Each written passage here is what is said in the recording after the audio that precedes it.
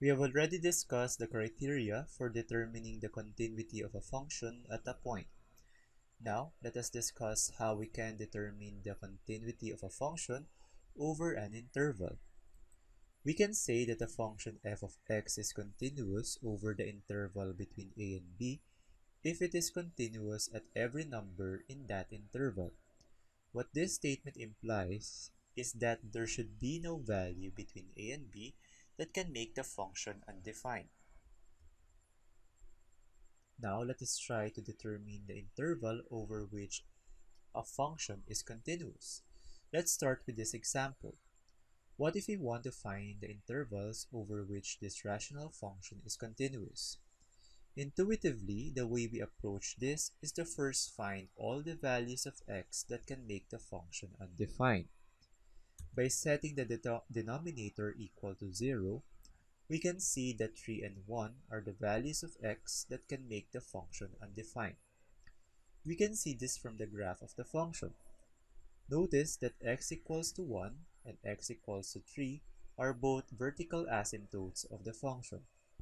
Therefore, the domain of the function is the open interval between negative infinity and 1 plus the open interval between 1 and 3 plus the open interval between 3 and positive infinity.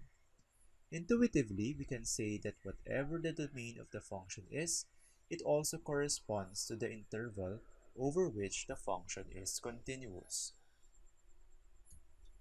Next, we determine the interval over which this function is continuous.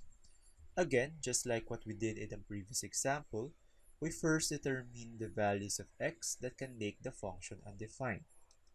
By setting the denominator equal to 0, we can see that all coterminal angles of pi over 2 can make the function undefined.